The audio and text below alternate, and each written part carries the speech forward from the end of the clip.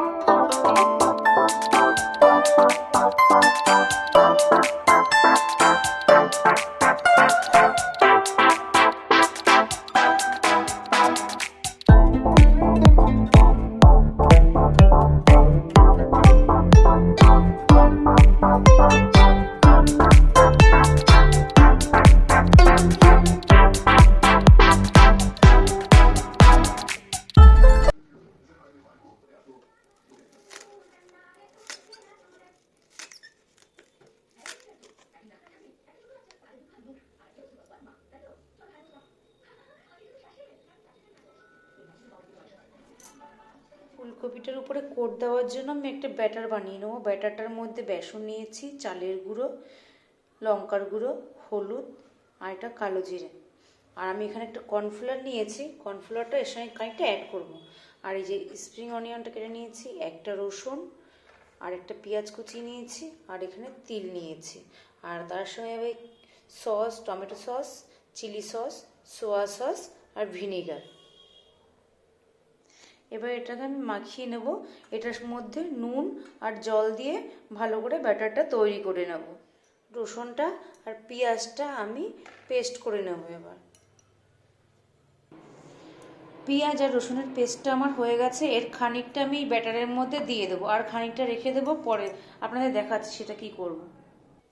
এই খানিকটা আমি এবার নিয়ে নিলাম। এবার আমি এটা ব্যাটারটা তৈরি করব জল দিয়ে। ব্যাটারটা একটু মোটাভাবে তৈরি করতে হবে, ফুলকপির গায়ে ভালোভাবে লেগে থাকে। আমি এবার কর্নফ্লাওয়ার দেবো এর মধ্যে খানিকটা।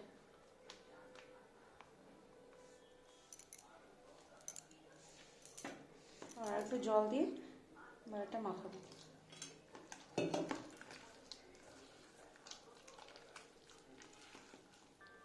এই যে ব্যাটারটা এরকমভাবে তৈরি করতে হবে, এর থেকে পাতলা করলেও তাহলে ফুলকপিটার গায়ে লাগবে না, এরকম রাখতে হবে ব্যাটারটাকে আপনাদের।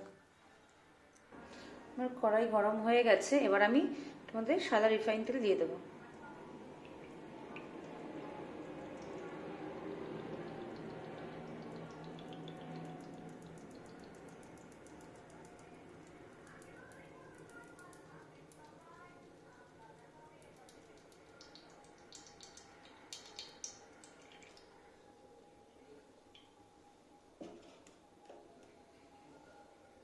আমি ফুলকপিগুলো বেসনের মধ্যে ডুবিয়ে দিয়েছি। এবার আমি এখান থেকে এক এক করে তুলে যে থালায় রাখা কর্নফ্লাওয়ার রয়েছে এটার মধ্যে আমি একবার কোট করে নেব। তাহলে কি হবে, আমার পকোড়াগুলো ভাজলে সেটা আর নরম হবে না, খুব ভালো হবে।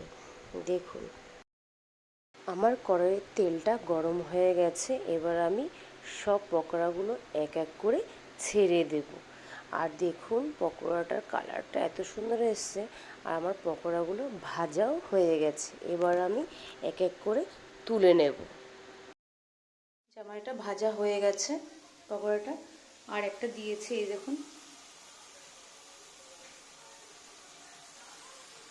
আমার সব পকোড়াগুলো ভাজা হয়ে গেছে। এবার আমি চিলি ফুলকপি বানানোর জন্য একটা ব্যাটার তৈরি করে নেব। সেই ব্যাটারটা তৈরি করার জন্য আমি 3 চামচ টমেটো সস নিয়েছি।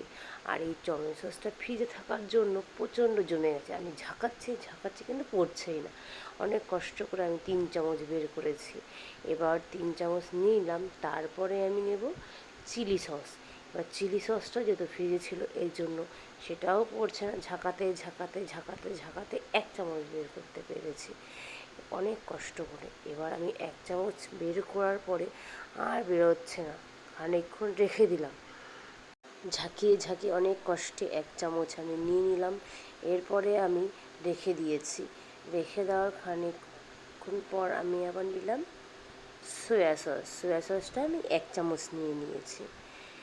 আর ভিনিগারটাও আমি 1 চামচ নিয়ে নিয়েছি। নিয়ে নেওয়ার পরে খানিকক্ষণ পর আবার আমি 1 চামচ চিলি সস নিয়েছিলাম, কারণ চিলি সসটা আমি তো 1 চামচ নিয়েছিলাম, ঝাঁকিয়ে ঝাঁকিয়ে পড়ছিলই না, তার জন্য পরে আমি আবার 1 চামচ নিয়ে নিয়েছি।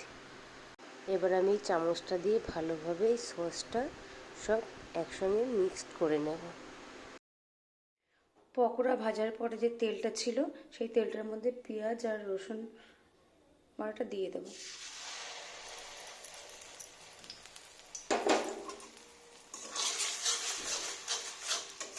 এটা কিছুক্ষণ কষিয়ে নেবো। কষিয়ে নেওয়ার পরে ওই সসের যে বাটিটা রয়েছে সেটার মধ্যে দিয়ে দেবো। এর মধ্যে আমি খানিকটা নুন অ্যাড করবো পরিমাণ মতো।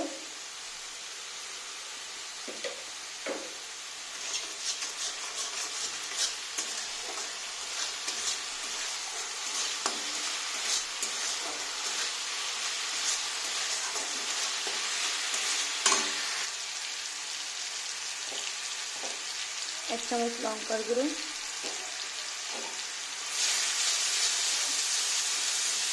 আপনারা যেমন ঝাল খাবেন তেমন দেবেন। এবার এর মধ্যে সসটা দিয়ে দেবো।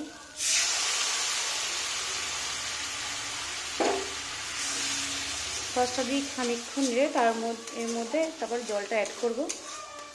আমি এটার মধ্যে খানিকটা জল অ্যাড করলাম। এবার আমি এটার মধ্যে পকোড়াগুলো দিয়ে দেবো। ফুটে উঠেছে, এবার আমি পকোড়াটা দিয়ে দেবো এর মধ্যে।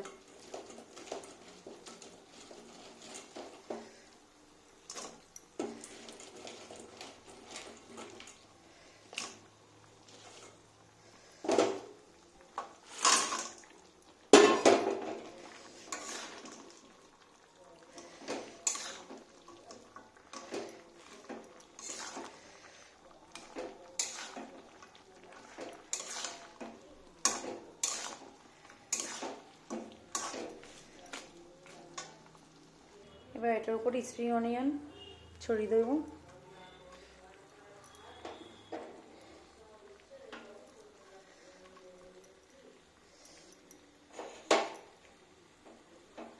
আর তিল দেবো, দেখুন।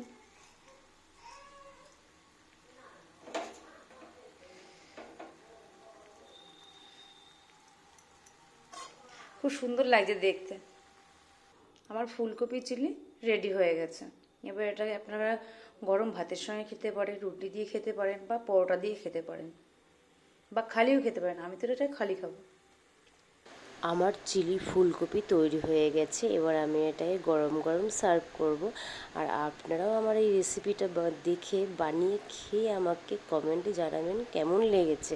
আর সবাই অবশ্যই হালদার ক্রিয়েটারে সাবস্ক্রাইব করবেন আর নতুন ভিডিও পাওয়ার জন্য অপেক্ষা করুন। আর আমার গলার ভয়েসটা শুনে অবশ্যই মনে হচ্ছে কেমন লাগছে, তাই না?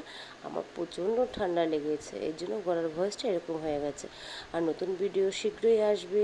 সবাই ভালো থাকবেন। Tata, bye bye.